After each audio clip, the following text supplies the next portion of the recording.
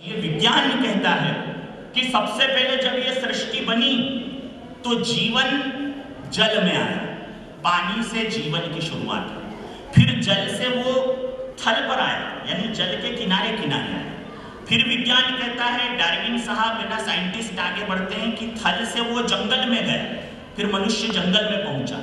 फिर जंगल के बाद वो एकदम से मनुष्य नहीं बना, वो आधा पशु था मगर आधा मनुष्य रहा। धीरे धीरे इवोल्यूशन होता गया, डेवलपमेंट और इवोल्यूशन में थोड़ा अंतर। वो आधा मनुष्य बना, आधा पशु ही था।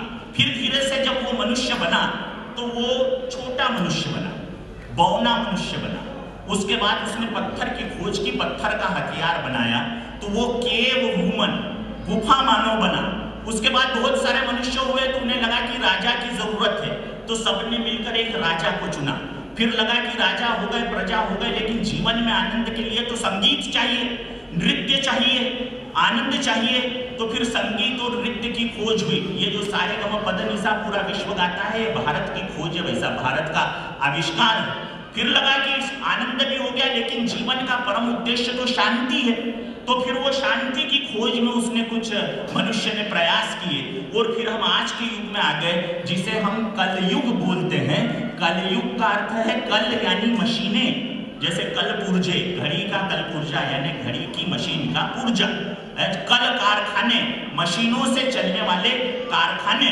तो हम कलयुग में आ गए।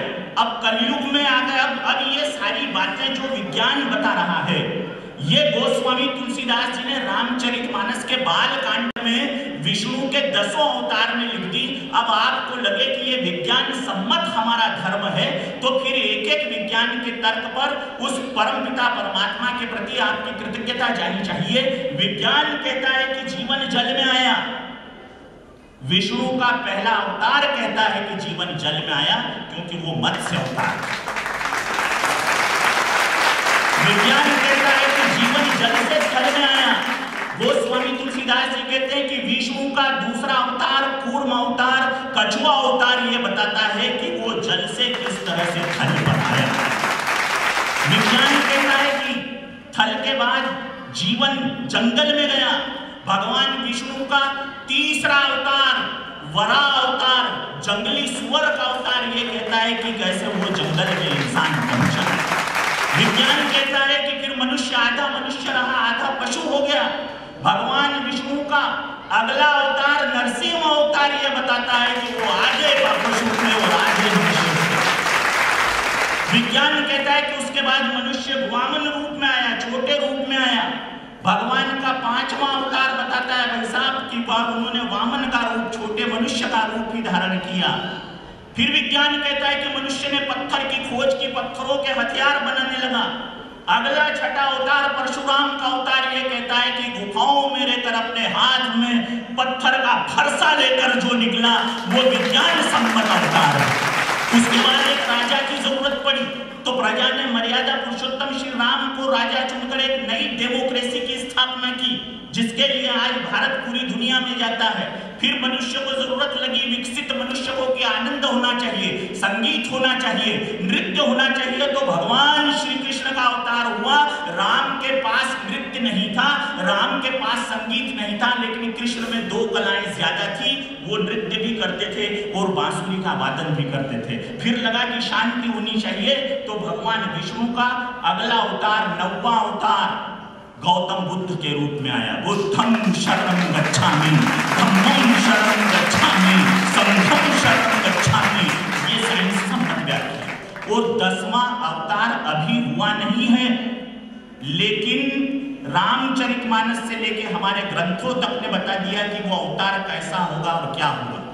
आपने यदि कल्कि भगवान का चित्र देखा हो तो कल्कि भगवान एक घोड़े पर सवार हैं और उनकी रास को अपने हाथ में पकड़े हुए। ये कल्कि भगवान का चित्र होता है। क्या अर्थ है इसका? कल यानी क्या? वही मशीन जिसका मैंने जिक्र आपके सामने किया। कल यानी मशीन। और की यानी क्या? की का अर्थ होता है विकल्प। जीतू भाई जाएंगे कि ओम भाई जाएंगे, इसमें की विकल्प है। जीतू जाएगा या ओम जाएगा, विकल्प है ना सर। की यानी विकल्प। तो कल की, कल यानी मशीन, और की यानी विकल्प, इन मशीनों का विकल्प। आज सारा काम मशीनों से हो रहा है। मशीनों से होते होते हम इतने दिशा भ्रष्ट हो गए कि इस पूरी पृथ्वी को हजारों बार नष्ट किया जा सके, इतनी मशीनें हमने मिसाइलों के रूप में बना बनाकर हर देश में तैनात कर रखी है। भाई साहब, कल की अवतार यानी मशीनों के विकल्प के रूप में जो अवतार होगा, मशीनों का विकल्प लेकर जो आएगा, वो क्या करेगा? वो घोड़े पर सवार है, रास बांधे हुए। चित्र में आपने देखा होगा, घोड़ा जो है वो मशीनों की ऊर्जा नापने की यूनिट होती है। मेटाफिजिक्स में यूनिट हॉर्स पावर की मशीन। कितनी भी बड़ी मशीन हम क्या कहते हैं, इतनी हॉर्स पावर की मशीन है। तो उस हॉर्स पावर मशीनों पर जो नियंत्रण करेगा और उसे सकारात्मक दिशा की तरफ ले जाएगा, गोस्वामी तुलसीदास जी रामचरितमानस में कहते हैं कि वही कलयुग में कल्कि का अवतार होगा, कल्कि का प्रारंभ अवतार होगा। तो एक बार इस श्रीमद् रामचरितमानस में विज्ञान सम्मत हमारे विष्णु के 10 अवतार वो केवल कहानियां नहीं है, वो कपोल कल्पित कथाएं नहीं है। मैं इसलिए इस कथा को IIT के साइंटिस्ट के बीच कहना चाहता हूं, मैं BSc और MSc की विद्यार्थियों के बीच कहना चाहता हूं। मैं इस कथा को एरोनॉटिक्स यानी विमान प्रबंधकीय लोगों के बीच ले जाना चाहता हूं, क्योंकि मैं ये चाहता हूं, मैं तो क्या परमात्मा ये चाहता है कि हमारी ये जो कथाएं हैं इसके विज्ञान को हम समझें। ये केवल स्टोरीज नहीं है, एक विज्ञान है। तो आइए, हमने नारायण भैरव देवता के ये जो 10 विष्णु के दशावतारों की वैज्ञानिक यहाँ पर तरीके से कैसे हमारे संतों महंतों ने ये व्याख्या की, उसको हमने यहाँ पर जो समझा, उस संदर्भ में आइए हम एक भजन गाएंगे और आप उस भजन पर तालियां बजाएं, आनंद लें, प्रभु का नाम लें, बड़े प्रेम के साथ भजन का संकीर्तन करें। केवल 4 लाइन का संकीर्तन है, प्रेम से करें। जय नारायण नारायण हरि हरि, जय नारायण नारायण हरि हरि, स्वामी नारायण नारायण हरि हरि, स्वामी नारायण नारायण हरि हरि, भजन नारायण नारायण हरि हरि, भजन नारायण नारायण हरि हरि, जय नारायण नारायण हरि हरि, जय नारायण नारायण हरि हरि, जय नारायण नारायण हरि हरि, जय नारायण नारायण हरि हरि, जय नारायण नारायण हरि हरि, जय नारायण नारायण हरि हरि, जय नारायण नारायण हरि हरि, जय नारायण नारायण हरि हरि, जय नारायण नारायण हरि हरि, स्वामी नारायण नारायण हरि हरि, स्वामी नारायण नारायण हरि हरि, स्वामी नारायण नारायण हरि हरि, जय नारायण नारायण हरि हरि, नारायण नारायण हरि हरि, स्वामी नारायण नारायण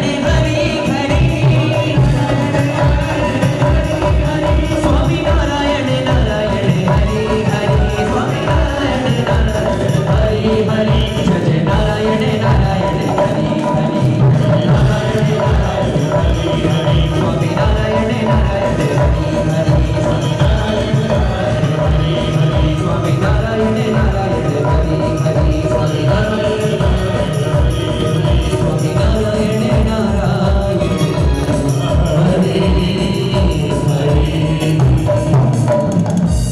बोलिए श्री रामचंद्र भगवान की जय। नमः पार्वती पतये, हर हर महादेव।